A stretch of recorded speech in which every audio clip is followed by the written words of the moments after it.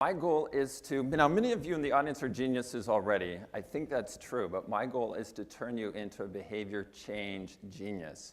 And I'm going to pick one little slice of it. It's different than what Sheena will be talking about later, and they're very complementary approaches. If I can get the visual up on the screen here, and if not, I will just kind of keep going. Today, I'm going to talk about habits. And what I want us to do, first of all, is everyone, you got your mobile phone, right? Can everybody pull that out and turn your ringer on? Yeah, first time anybody's ever told you to do that, right? And turn it out, turn the ringer on. Here's what we're going to do. Every time you hear somebody's phone ring, I want you to do this. Let tension, relax, okay? So just a very quick relaxation exercise. So when you hear a phone ring, ring means relax. Now, if it's your phone going off, yeah, let it ring once or twice, but then turn it off. We don't have to hear the whole Lady Gaga ringtone or what have you. Okay, we got that? Okay, so habits, habits, habits. The class I'm teaching right now here at Stanford is about using technology to create habits of calming, of stress reduction, and I think habits are very important. If we only have information and we don't, oh, I missed that one. We'll talk about that. If we don't change our behavior, information, frankly, doesn't matter. In fact, rarely does information lead to behavior change. There are some cases where it does, but just because somebody gives me a stat about, I'm out of shape doesn't mean I'm going to go and start exercising right away. And we all know that's the case. And so the challenge is, how do you change people's lives by changing their habits? And that's been an obsession of mine for about 18 months in the health arena. I came here in '93 to study this question: how to use computers to change people's attitudes and behaviors. Really wasn't a health person, although I've always been a health enthusiast. But in the last 2 years, I've been sucked into this arena because of the changes we need to make. A lot of them have to do with health. I don't have the exact number of how much we can save money by changing behaviors. Somebody at a previous event I was at said 80% of the, I don't know what the number is. I do believe that by using systematic methods to think about behavior change, that we can solve bigger problems. And to this point, I'm going to offend some people, sorry. But I just have to this point, people have been fairly sloppy thinkers about behavior change, okay? So listen to things with a critical ear, look at things with a critical eye, including what I'm going to be showing you today. There's a Facebook class I did here. It was on the New York Times. Somebody asked me to talk just briefly about this. I won't go into deeply, but in 10 weeks, they got millions of people involved. The New York Times did do a cover story 3 years later. Came out Sunday. The derivative stories of that weren't always accurate. Don't trust everything you read, but the New York Times story was mostly on target. But it's about this, the class was all about how can we systematically have impact with these apps, and how can you do that? In my lab's work here at Stanford, we've been systematically looking at change, behavior change. Now, the metaphor breaks down pretty fast, but imagine if you were a chemist, a pharmacist, somebody even in construction, and you didn't have the periodic table of elements to work with. Imagine what a problem that would be. To date, we have not had a periodic table of behavior change types. And I recognized this a while ago. I tried to get some students in Europe to do it. They didn't really pick it up, so I said, okay, we're going to do this. And my lab and I have been through a few iterations of this. We call it the behavior grid. We've passed out a product from my lab. You've got a little card. Pull that out right now. For some of you, you'll have to get out your microscopes or magnifying glasses and look at the side of the card that has that grid. I'm going to give you a brief intro to that in the hopes that you will then study it further, in the hopes that when you think about a behavior change type, you'll be able to put it in the right place in the grid. The big idea here is there's 15 types of behavior. Each one has a different recipe, strategies that works. So if you're trying to get a green dot behavior done, solving with black path strategies, that's like trying to cook a birthday cake with chili powder, right? You've got to use the right ingredients for the right target. You've got green behaviors. Look at the first column. We decided to call them green. We could have called them new. These are behaviors that are new to people. About a year ago, I got an email here from the editor of Playboy, and he said, hey, BJ, we're putting together a cool professors list. We want you to be in Playboy. We're going to come to Stanford and talk to you, take some shots. And I was like, ugh.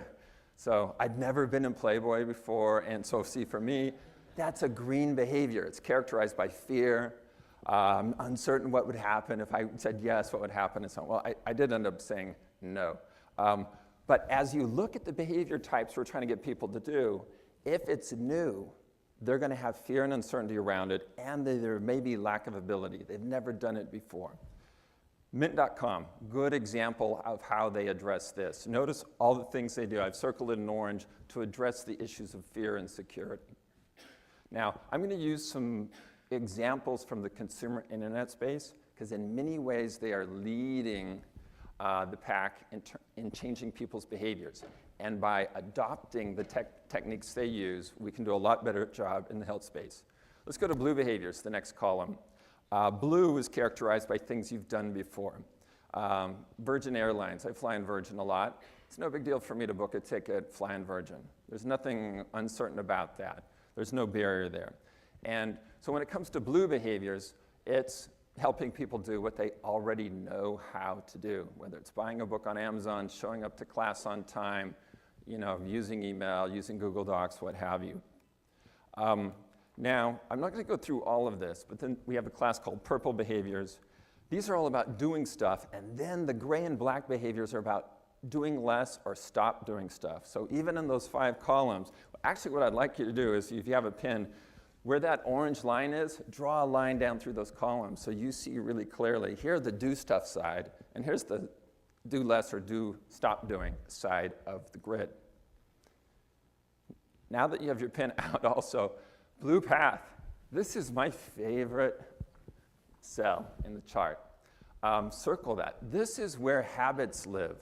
And blue path means doing something you know how to do for the rest of your life. Need a book? Go to Amazon. My alarm rings, I wake up, or I turn off the alarm. I go to I walk out to the kitchen, I get some water. What do you do all the time without making decisions? So understand some behaviors require decisions and some don't. In fact, in some ways that is a measure of a strength of a habit, is how much do you do it without making a decision, for better or for worse. The winning technology companies, and this isn't a perfect list, I grabbed it from TechCrunch last fall, but it's a pretty good list. They're good at creating habits. So they're very good at getting people to this spot. Now you don't just start here. At least from our perspective, there's a path. There's a route to get people to that blue path. Certainly they have to use your service the first time, then they have to do it again. Maybe there's a period of time where they're using it, 30-day trial, and then eventually you hope they're always using whatever program service you're providing and so on. So in some ways it's a little bit, at least now with the words, you can say green dot, blue dot, and then eventually we want to get people into a blue path. Or do we want to do purple path? That's do more of something, exercise more, eat more vegetables, and so on from now on.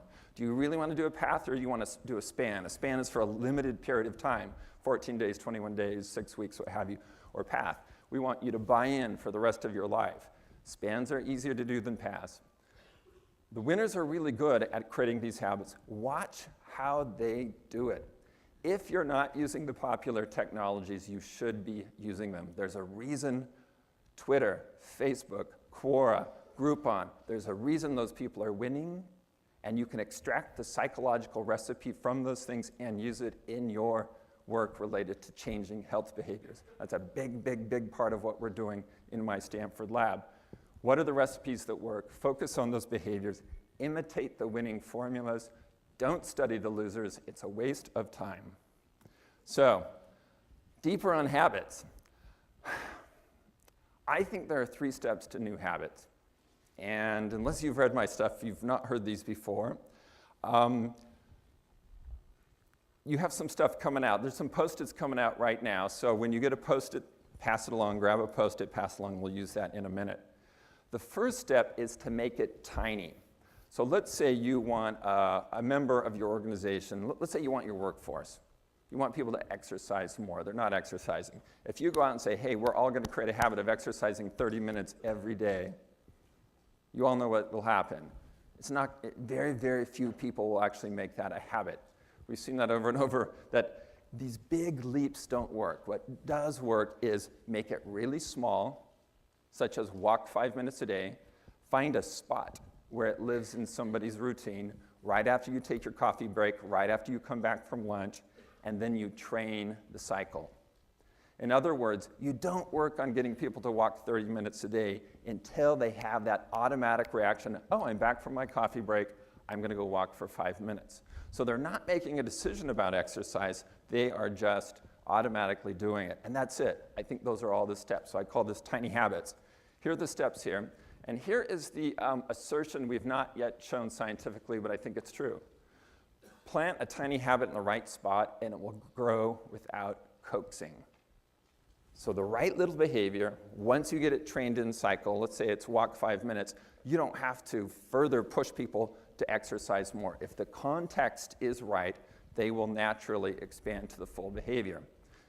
What I want to do is, together right now, let's work through a case study. I've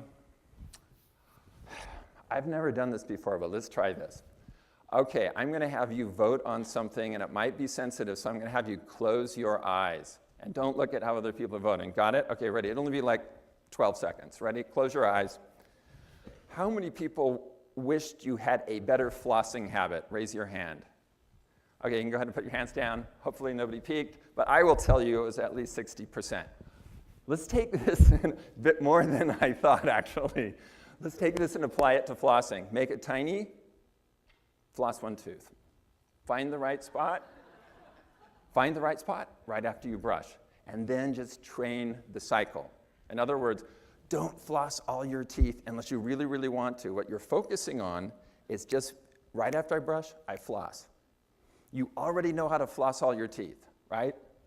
That's not what you need to drill on. What you need to drill on is the automatic. I brush and then I floss.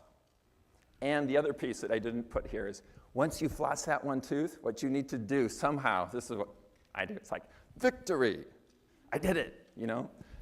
Don't floss the rest of your teeth unless you really want to. As soon as it gets painful, like, this is a drag, I think your brain says, nope, I'm not making this a habit. So it has to be something that you're like, yeah, I got to floss this one tooth. Oh, and guess what, if I do them all, awesome, I'm even awesomer, okay? So on the Post-it that I handed to you, what I want you to do on that Post-it is write floss one tooth. Got it? Okay, we'll come back to that. Here we go, floss one tooth. Now, what happens, I believe, and again, we're working, showing this scientifically, is once you get that little habit going, guess what? Every day I floss one tooth. In fact, I floss twice a day because my habit is after I brush, I floss, so it doesn't matter when I brush, I floss, so it's twice a day. You can expand it to a larger behavior. Walk 5 minutes, walk 30.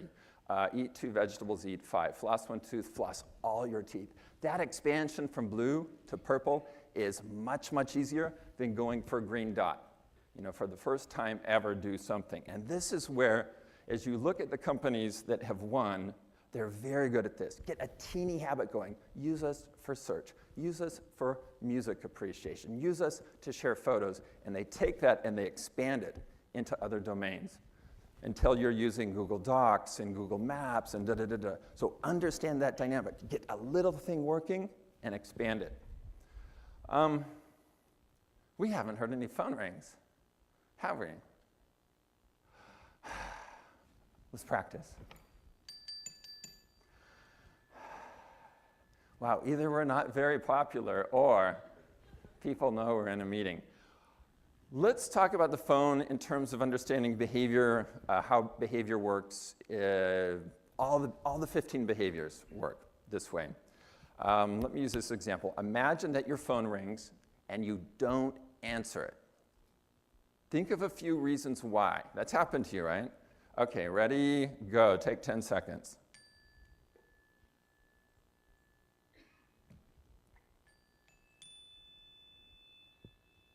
Okay, how many people thought of Well, I didn't answer it because I didn't hear it. It was in the car and I was in the house. How many people had an answer something like that? Okay, so that's the trigger, which is the ring, never arrived. The trigger is the call to action. It's like, do it now. Phone rings, oh, I can pick it up.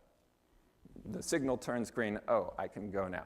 How many people thought of, oh, wow, here's a person calling, I'm in a bad mood, I don't want to talk to them, or I don't know who's, okay, so if that's you, raise your left hand, okay, just hold your left hand up. Oh, I don't really want to talk right now, I'm in a bad mood. Okay, keep that hand up.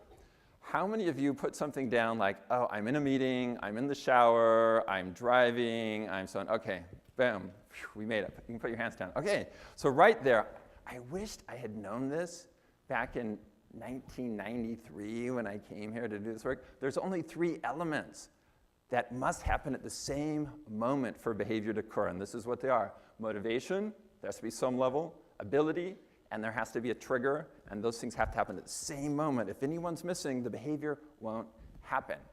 And then there's a threshold of sorts that if you're above the threshold and the trigger hits, the behavior will occur. If you're below it, it won't. Let me show you some examples. Here's something. Stanford Development Office calls me and says, hey, guess what? Donate $1 million. Okay, hard to do. But they say, man, if you donate $1 million, we'll give you special box seats here at the stadium. We'll name a building in your honor. Da-da-da. They're going to keep boosting the motivation. But notice how here in the model, if they keep going, it never goes over the line. Because for most people, donating $1 million is really, really hard. Can I have, well, should I do this? Yeah, well, I've never done this before. Okay. Now I want to take the time. So let's say the target behavior, like the photo, was to sit in this position and go like this and just hold it there for 10 seconds. Okay? Now, I could pull out money and say, okay, here's $100 to do it. Here's more. And if you can't do it, you can't do it. It doesn't matter how high the motivation is. Now, there's lots of things I can't do. That happens to be easy for me. But the point is, you need to, if it's hard to do, don't boost the motivation. Make it easier to do. And from a behavior design perspective, working with my students, this is the natural reaction. If we're triggering the behavior and it's not working, we're going to make it easier to do before we mess with motivation. Motivation's the last of the 3 things you manipulate. Here's the part of the chart I like the best. Easy to do, doesn't matter where the motivation is. And let me show you a video that typifies this. This is my dog, Millie. What she wants me to do is kick the ball so she can chase it. Now, notice how that works.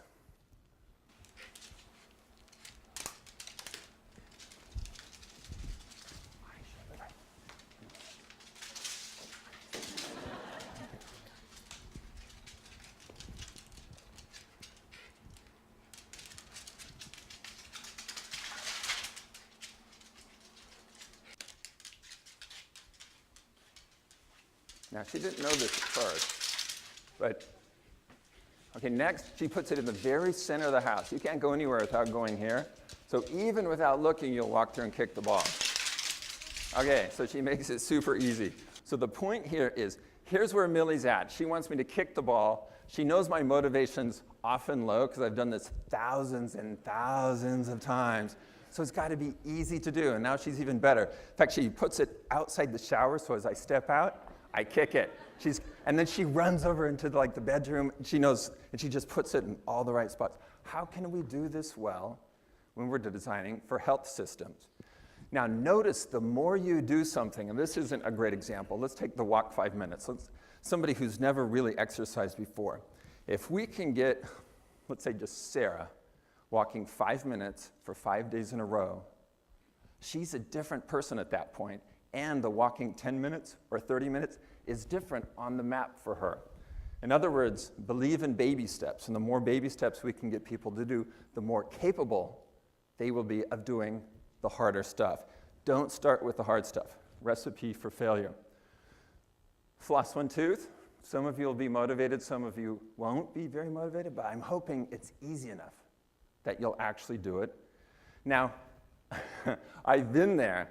When you're not flossing regularly, you bleed, your fingers hurt, there's all these demotivators. But the more you do it, the faster you get, it doesn't hurt, you don't bleed after about 4 days. In other words, the flossing all your teeth gets easier and easier to do. Now, a point I want to make about habits. Here's where they live. And they live somewhere here and here. Habits do not live where it's hard to do. I can't think of any habit that is hard to do that is truly a habit. So, look and see how people trigger these behaviors. Facebook is very good at triggering behavior, mostly through email. In one case, I got a notification that one of my students had tagged me in a photo, and I was like, okay, I'll go check this out.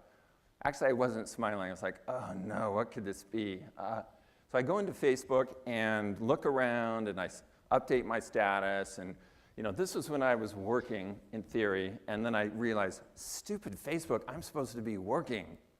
I got triggered. So Facebook is very good at triggering us to do what they want us to do, which is to go into their system and contribute content, make them a wealthier company. But when I looked at this from a behavior design perspective, from my lab's perspective, love it or hate it, Facebook is great at this very important, these are the most important 9 words probably that I've learned at Stanford. Put hot triggers in the path of motivated people. A hot trigger it doesn't mean it's the cool, sexy thing. The hot trigger says you can do this now. You can floss your tooth now. The winning ventures are great at doing this. They're great at hot triggering. And more of those triggers are coming through our social network. It appears that our friends are triggering us, not some big company. Hot triggers aren't just in technology. They're all around us. They've been around for a long, long time. Notice how hot triggers work. That's one of the things I want you to do after this talk. And I think it's part of being the genius in behavior change. It's like, there's a hot trigger. There's a hot trigger. Oh, there's a hot trigger we can use in the system. This is not a hot trigger. It's just a switch. These are hot triggers.